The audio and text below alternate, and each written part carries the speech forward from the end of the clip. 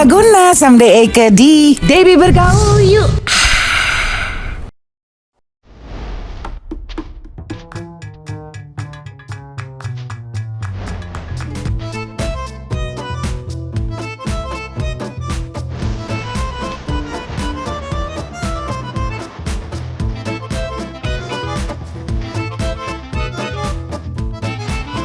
Selesai. Akika Sekarung Laguna Adindo lagi ada di Karino Cafe. Mawar Makassar mau makan Caesar salad sama french fries sama kentang.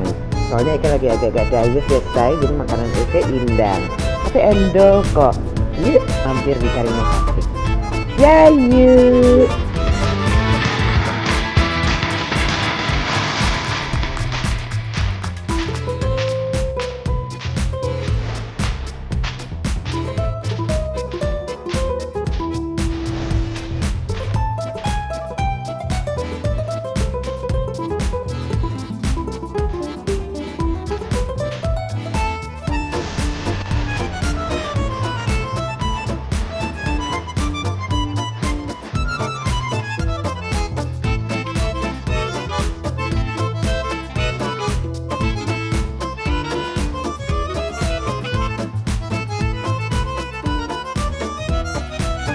Usai ketumbar Laguna sampai Eke di Debbie Bergaul, ketemu lagi sama aku di Debbie Bergaul. Dan kali ini Eke Sutra sudah bersama dengan Melanie Subono. Guys, tau gak waktu kecil, beliau tuh mengeluarkan kamus bahasa apa? Gaul. Iya, itu di Gramedia ada kamus bahasa gaul. Terus aku baca gitu, oh ini tuh artinya ini artinya ini. So interesting. Hai Tante.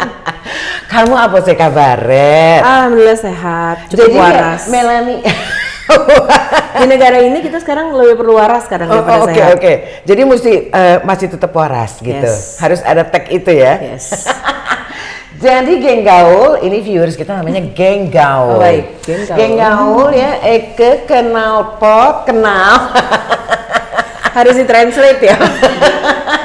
Kasihan editornya soalnya kalau Eke nggak translate langsung. Iya, bener. Deseng puspa say, Iya, pusing. Iya. Jadi Eke kenal Melanie ini dari desa masih kelinci say. Segini ya? Segindang. Masih segindang. Masih kecil-kecil ya kan. Sekarung Sutra begindang. Tinggi langsing. Lama banget gue denger bahasa-bahasa ini. Oke, kita ngobrol. Mel ceritain dulu masa kecil, lahir besar di Mande. Aduh, aku lahir di Hamburg. Aku lupa umur berapa kesini. Kenapa bisa di Hamburg? Papa dulu sekolah, papa gitu. Oh, oke. Terus udah ngikut papa kesini. Umur berapa nggak tahu? Nggak inget aku. Nggak inget. Ya, aku pikun. Kemarin ngapainnya lupa kalau ditanya. Pokoknya kan saya yang diurusin. ya lagi. Pokoknya aku nggak bahagia jadi orang Indonesia, udah gitu aja. Aku punya prinsip. Menurut aku, I am the luckiest human being in the world. Karena dua hal. Aku terlahir orang Indonesia dan aku terlahir perempuan. Oke. Jadi aku cuman, ya pokoknya gue orang Indonesia lah gitu. Oke. Oh gitu. Jadi kamu terus ke Indonesia masih kecil terus bersekolah di sini kerja sampai di sini. Ya tapi kan during kerja itu kan on off ya, sempat tinggal di Hungaria, di London, ntar gimana ya modeling, ya hosting gitu-gitu kan kemana-mana. Tapi basicnya Indonesia lah. Punya cita-cita awal nggak?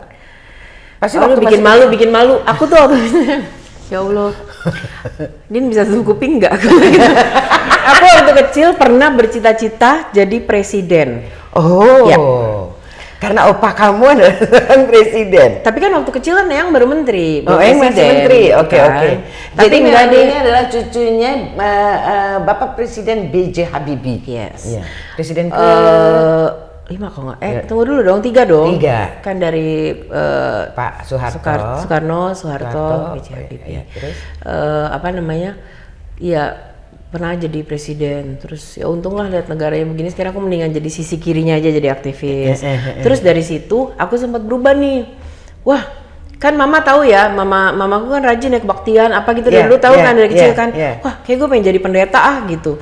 Terus aku gini, aduh aku terlalu suka merokok, minum gitu, walaupun nggak jadi pemabuk atau apa ya, sekarang enggak deh, nggak jadi gitu. Kesini-sininya, wah ini sampai sekarang masih kepengen sih. Aku sempat kepengen jadi detektif. Jadi dari kecil tuh aku doyan nonton Lima Sekawan, ini apa segala macam yang sampai sekarang juga aku suka tuh nonton Criminals, Police yang gitu-gitu kan. Terus dipatahkan lah semangat aku sama mama. Kata mama gini, detektif apa? Sama kecoa aja takut gitu katanya. Terus ya udahlah, kesini gue mau jadi seniman aktivis aja. Kalau ditanya lo mau jadi orang apa, menjadi orang berguna, udah gitu aja. Oke, jadi akhirnya bergesernya semua cita-citanya itu tergantung situasi dan kondisi. Iya, situasi lagi gimana, ya udahlah gitu. Oke, jadi mamanya ini adalah Chrisye Subono, adalah mantan senior Pragawati. Ya kan? Ya. Jadi senior aku waktu di modeling Mbak Chrisye itu adalah seniorku. Yang nggak ada yang percaya sekarang papa mama udah 70 lebih mukanya masih pada begitu. Iya bener. Ya. Papanya adalah Andri Subono, promotor terkenal itu. Papa masih sibuk dengan promotor? Papa lagi sibuk sama cucu. Oh cucu sama cucu sekarang. Lagi sibuk di grup keluarga. Hari ini siapa mau makan apa? Oh kayak ini Kristi sama suaminya lagi mesti keluar kota. Jadi kemarin dia udah nulis, oke, berarti cucu hari ini mau makan apa, jam berapa? Oh berarti sekarang lagi di dapur hari ini. Tadi aku lihat tuh dia mau beli wortel, chop terus mau bikin apa, masak gitu. Gitu, lucu ya. Terus akhirnya ceritain kamu sekarang tuh gimana? Tadi kamu bilang kamu aktivis, banyak kegiatannya. Kalau gaul cek ya IG-nya Melanie itu ya. Ribet yang liatnya. Ada studio, ada Melanie Kidos, ada Rumah Harapan, ada Partai Rakyat Tiri, ada Studio Simima. Itu Melanie Kidos. Banyak banget. Ceritain satu-satu. Enggak, basically gini. Pada suatu hari aku menyadari bahwa ini not in a cocky atau sombong kind of way ya. I am powerful. Which aku believe semua orang tuh powerful. Nggak perlu kita punya kayak follower atau subscribers juta gitu. Tapi buat apa lo subscribers juta tapi tiap kali lo nyuruh apa isinya pemutih ketek, selangkangannya hitam kakak gitu kan, pemotong rambut. Engagement aku tuh tinggi. Which buat aku setiap orang walaupun follower lo cuma 20 sekalipun, artinya setiap kali lo bangun tidur ada 20 orang yang pengen tahu lo ngapain. Artinya kita influencer kan dengan cara kita. Di situ-situ aku mulai tuh mungkin musik aku bukan yang semua orang Jakarta Selatan tahu, tapi aktivis ya, mungkin kayak aku tiba-tiba ke Indomaret apa kemana tuh yang satpamnya malah tahu, oh aku tahu lagu ini, berarti oh musik gue ada segmentasinya nih, dan aku berbicara motivasi, perjuangan, perlawanan, how you appreciate yourself, dan itu pada suatu hari tuh aku sadar, shit, powerful loh bikin orang bergerak gitu. Disitulah aku berpikir, yuk, udah deh, aku bikin gerakan. Gerakan itu sebenarnya kalau dilihat banyak, itu nggak mencela-mencela sih tante, maksudnya benang merahnya tetap satu, berbuat sesuatu. Tapi aku juga percaya hari ini orang-orang tuh lebih, sebelum kita dengar bapak ibu atau guru atau masjid, gereja atau apapun ngomong apa, anak kita kan lebih tahu dulu hari ini pagi di TikTok ada apa sih, di Instagram ada apa sih gitu. Jadi aku mencoba bersuara dengan cara itu gitu. Musik aku di situ, ya situlah ternyata oh gue bisa bantu binatang, oh gue bisa menjalankan gerakan sosial aku yang Rumah Harapan itu 18 tahun. Oh terciptalah lagi satu komunitas baru yang merasa ditirikan di Indonesia. Wah rakyat tiri nih, wah Frasa itu bergerak nih, kita gerak lagi. Wah ternyata Eyang waktu itu kan sebelum pergi juga Eyang sempat bilang berjuanglah untuk Indonesia dengan lahan yang kamu tahu gitu. Kayak Eyang dengan teknologi. Oh iya ya seni. Dari situ aku sama Hamid mulai bikin studio Simima itu yang kita mencoba mengaransemen musik atau brand-brand yang cukup komersil tapi mengarahkan ke arah lo kenal dong budaya lo kenal dong bahasa lo. Maksudnya gini, anak-anak sekarang bisa hafal lagu Korea seliriknya tanpa cacat ngebut. Tapi aku tanya artinya apa, lo tahu nggak? Kagak. Kenapa lo nggak bisa hafal lagu sendiri dulu atau paham sendiri dulu? Jadi dari situlah kita bikin pergerakan. Ya one thing led to another, ya semuanya bergerak sekarang sih alhamdulillahnya. Oh jalan semua. Nanti aku akan nyampe ke situ tuh satu persatu si Rumah Harapan apa. Cuman yang aku pengen tahu dulu, waktu kamu kecil kamu kan ngelihat sosok eyang kamu ya. Apa yang paling berkesan menurut kamu? Eyang kamu tuh sosoknya seperti apa? Aku merasa beruntung karena bisa melihat beliau as human. Orang lain kan melihat wah genius, wah ini gitu. lah kita yang gak sepinter dia ini. Aku suka bilang Habibie pintar 7 turunan. Ya sepertinya aku ke-8 karena otaknya kesisa dikit gitu di aku yang he's so great. Nah, tapi aku bisa punya kesempatan untuk melihat seorang B.J. Habibie dan seorang Ainun itu as human yang macam di dapur lah, yang ketawa lah, yang bercanda, yang main piano, yang apa. So he's human.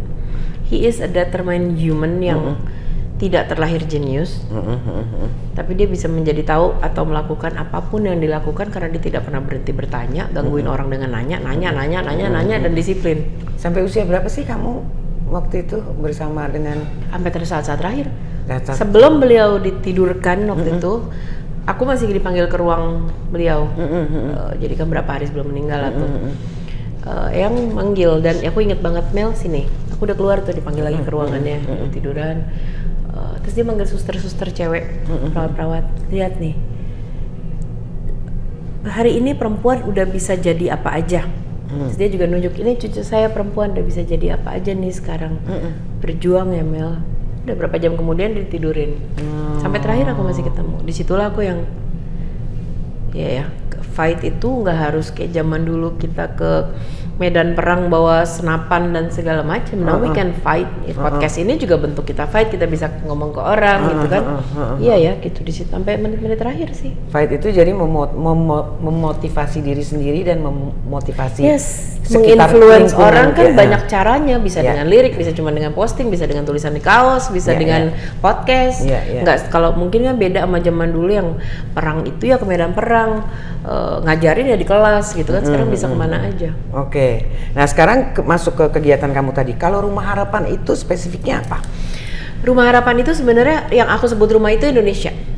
Jadi sebenarnya itu adalah movement. 18 tahun yang lalu, aku tuh nyontek Oprah sama Ellen DeGeneres. Mereka punya Make-A-Wish Foundation. Jadi 18 tahun lalu aku gitu, pengen make a wish orang gitu kan.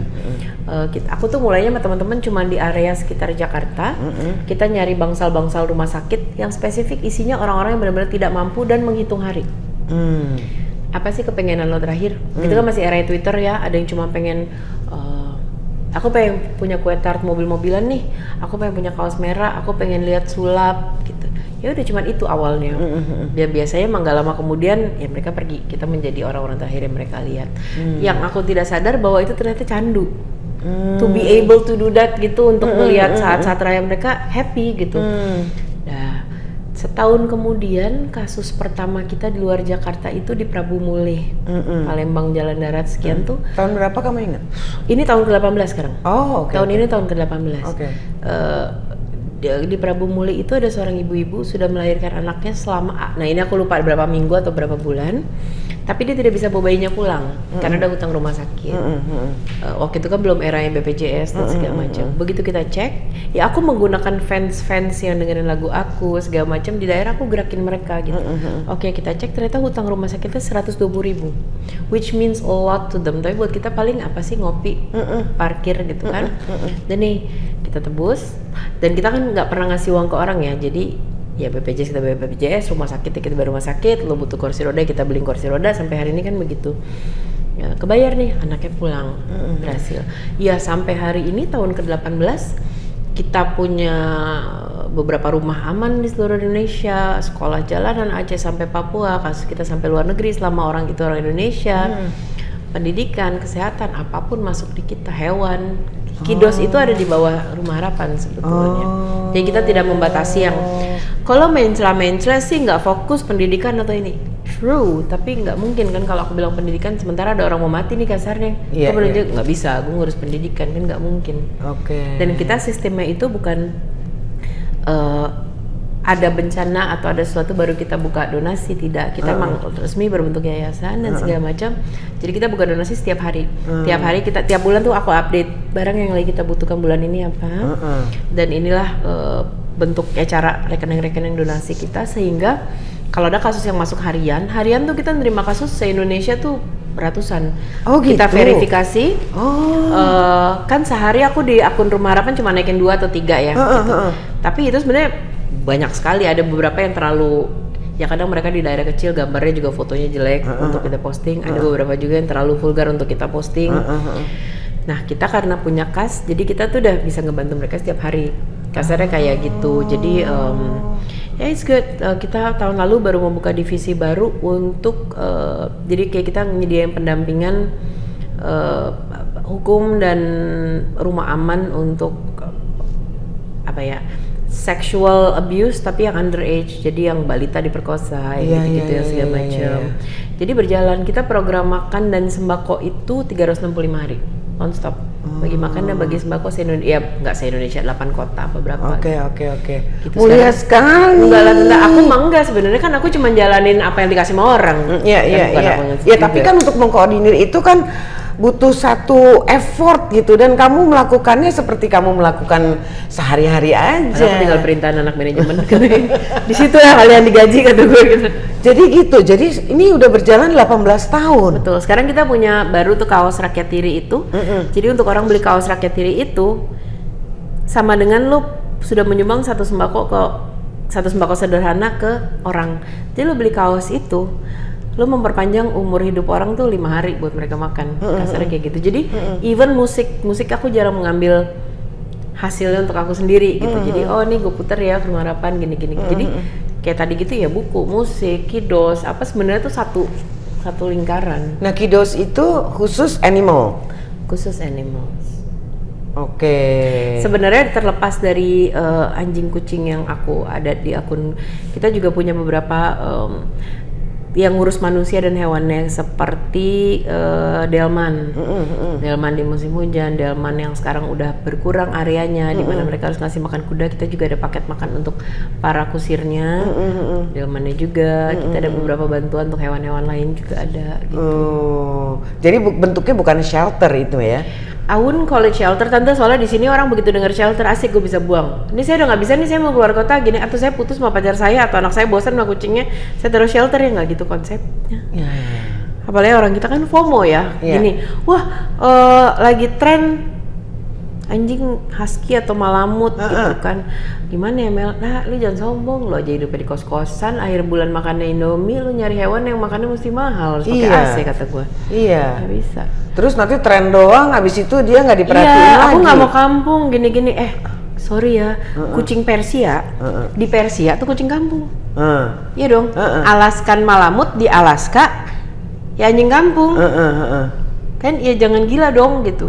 Kalau lo nggak sanggup jangan. Oke. Gitu. Nah orang begitu dengar kata shelter, waduh shelter nih bisa buang dong, tanpa ngulik lagi arti dasarnya shelter tuh apa sih, peruntukannya gitu. Coba kamu jelaskan supaya mendapat pemahaman yang baik. Shelter itu sepengertian aku ya, I might be wrong gitu, tapi memang untuk hewan-hewan yang awalnya tuh ada di jalan. Bukan berarti terus besok lo buang hewan lo ke jalan ya gitu. Yang memang udah bener-bener angin tidak bertuan, atau bahkan ada beberapa yang ownernya betul-betul tidak mampu, tapi sayang kadang kita bisa bantu makanan, tetap hewannya di dia gitu. Yang memang benar-benar tidak lagi tertampung dimanapun, atas dasar kondisi, bukan lo bosen, bukan lo putus, bukan lo iseng nih anak lo baru ulang tahun ke-1 beliin anjingnya, udah tahu dia mau mainannya nggak kepegang, yang kayak gitu-gitu. Jadi memang benar-benar mereka ada di jalan. Kayak kucing sekarang kan overpopulate, steril masih susah, ya otomatis kan mereka banyak yang di jalan nih. Apalagi kita ngomong musim hujan sekian banyak, ya itu bisa shelter mengambil, atau hewan kecelakaan atau apa bisa. Tapi kalau sekedar lo bosen, FOMO lo udah kelar, lo kecilnya lucu, gedenya gonggong. Ada pernah kok gitu tante, anjing gua gonggong ya gedenya. Kalau anjing lo nggak gonggong atau dia ngeong, baru lo pusing. Kalau kucing lo gonggong, baru lo bingung. Jangan gila dong. Kadang juga dari pagi udah bikin aku gila gitu. Makanya aku mulutnya suka snap tuh kalau di medsos. Lu juga sih kadang pada tolol, kata aku gitu. Anjing gua gonggong. Ya iya, kalau dia menggembik namanya kambing. Ya kan, menurut kamu gimana ya? Aku juga animal lover ya, jadi aku juga follow beberapa shelter. Tapi yang aku lihat kenapa ya kok antar shelter tuh suka saling gontok-gontokan tuh, menurut kamu kenapa sih? Kan mestinya bahu-membahu kan? I don't know tante, maksudnya aku tidak, kan aku tipe orang yang ngurus urusan gue sendiri aja deh. Aku tipe kayak gitu ya, nggak pernah mau terlalu gimana-gimana. But aku cuma bilang apa ya, blocking geng-gengan lah gitu. Itu nggak cuma di manusia, di urusan-urusan perhewanan itu juga banyak. Kasian ya sebenarnya hewan. Maksud aku nggak usah gitu tante, negara aja begitu, yang satu punya tujuan, lu lupa tujuan lu satu, Indonesia, apapun itu ya emang gitu kan, ya pasti kan ada ego-ego benefit sendiri, mungkin ada ya. Jadi si kiddos ini yang ada di tempat kamu ini apa? Jenis-jenis yang apa? Yang hanya memang yang by the law boleh domestic animals ya, karena kan aku akan diserang lah kalau aku mulai memelihara undomestic animals gitu kan, aku izinnya juga tidak ada. Tapi yang kebanyakan diakui itu adalah yang tinggal menghitung umur, cacat, tidak sempurna. Ya aku punya kemarin baru ngambil pug dari Jawa Timur, pug buta, ada kucing kaki 2, ada kucing Persia tapi ususnya udah keluar jadi hernia, ada anjing apa macam-macam gitu, ada anjing kemarin yang emang nggak bisa bergerak, kakinya begitu doang, jadi kalau diangkat begini udah tua. Jadi emang yang kira-kira memang butuh extra care, alhamdulillahnya aku suka dikasih rezeki untuk ya udahlah gue bisa nih kasih lebih gitu, ya udah untuk hidupin mereka. Gitu ya, jadi nggak hanya manusia yang kamu bantu tapi kalau lagi bosan manusia aku bantuin hewan tante. Kayak thank you-nya tuh lebih manusia kan ada aja, kok saya dikasih makanan instan, aku pernah dimarahin kemarin itu, aduh bencana apa ya, gunung aku lupa deh apa gitu, gimana kok menunya gini terus. Hari 1, hari kedua, hari ketiga aku tanya, ada listrik nggak di sini? Enggak. Kompor lo hidup nggak? Enggak. Ada makanan nggak? Enggak. Diem.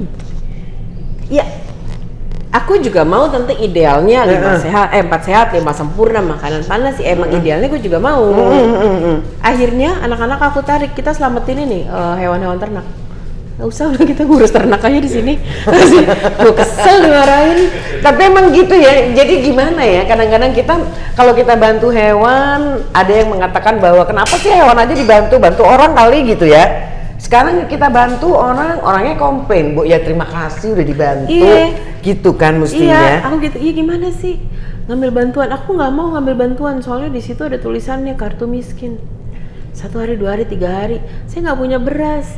Pak, disediakan, ini program pemerintah, disediakan di RT apa mana gitu. Gak bisa, soalnya tuh ada tulisannya kartu miskin.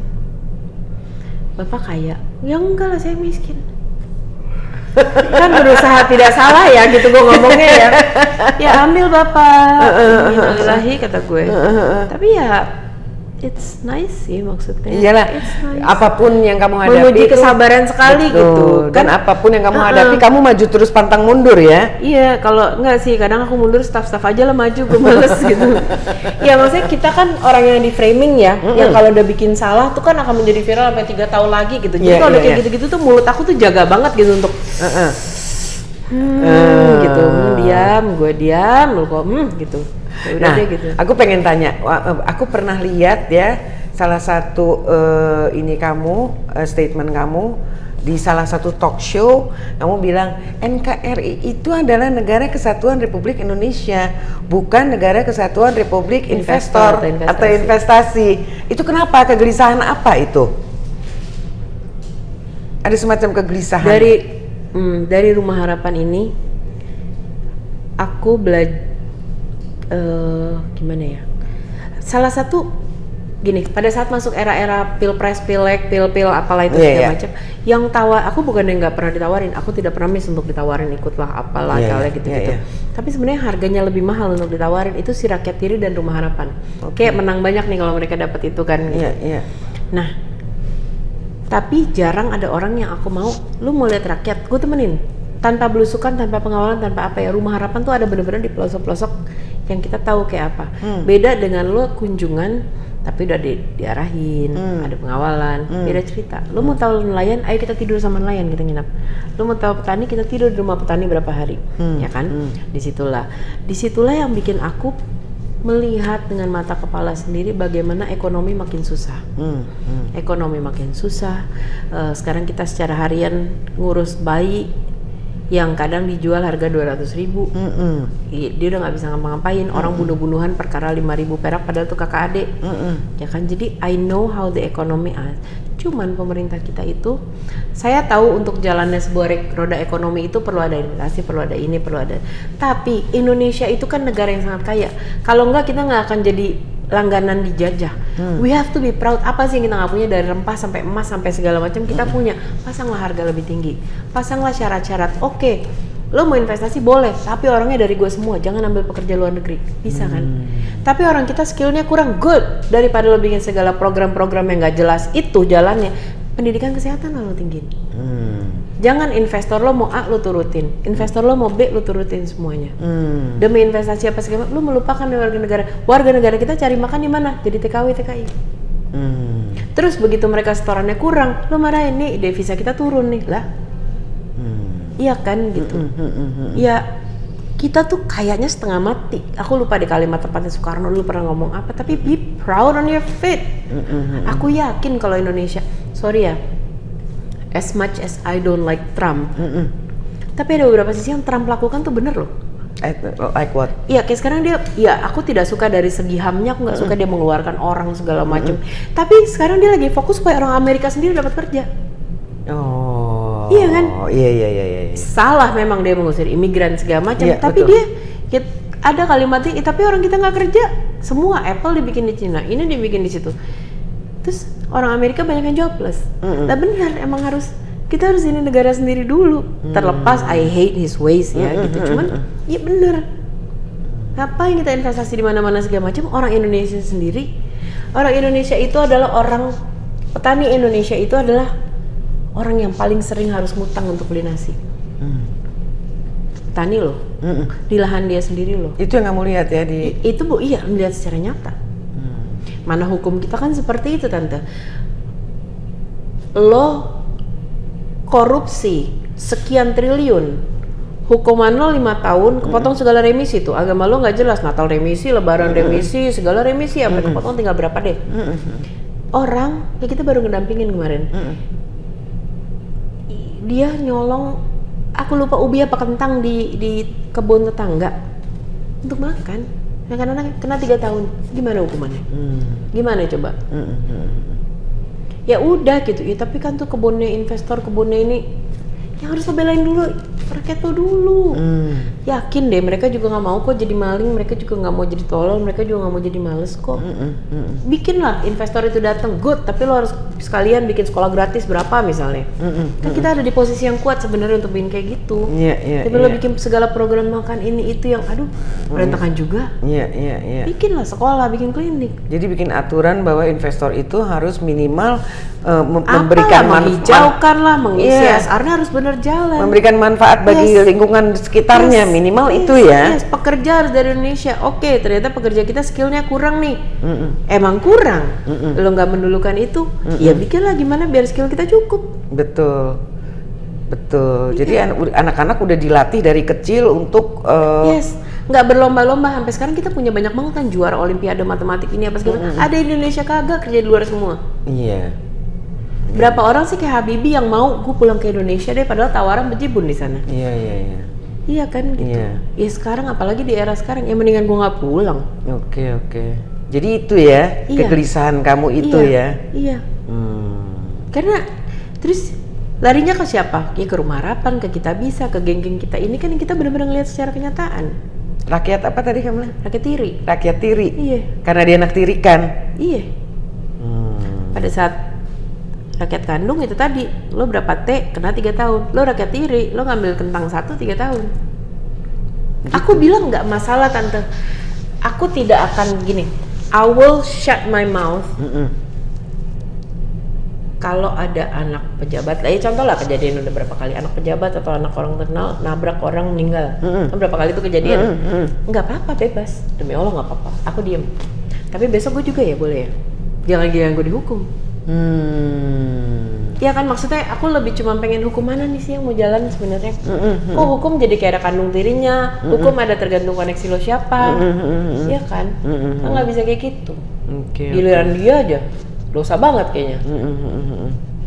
Jadi seperti itu ya yang kamu lihat. Jadi seperti tadi kamu bilang 18 tahun kamu dengan yayasan ini, kamu melihat semua banyak fakta-fakta di lapangan gitu ya. Oke. Karena teorinya nggak ada tentang sekolah gratis. Ya sekolah gratis ya mungkin lah secara SPP-nya iya, tapi kan sejak ada acara sekolah gratis itu ada aja. Ya apalah bukan apa karya wisatanya lah harus ini, bukunya lah harus ganti tiap tahun. Ada aja gitu dibalik-balik juga, jadi ya ayolah bisa lah. Oke. Terakhir nih Mel, kamu masih punya harapan atau apa yang kamu rasa dari apa yang kamu sudah lakukan ini, sisi mana dari kehidupan kamu yang kamu maknai? Everything. Buat aku, I don't need to be rich, which dikasih alhamdulillah. I don't need to, aku nggak pernah ngitung tuh subscriber sampai berapa segala macam. Gue pengen berguna aja sih.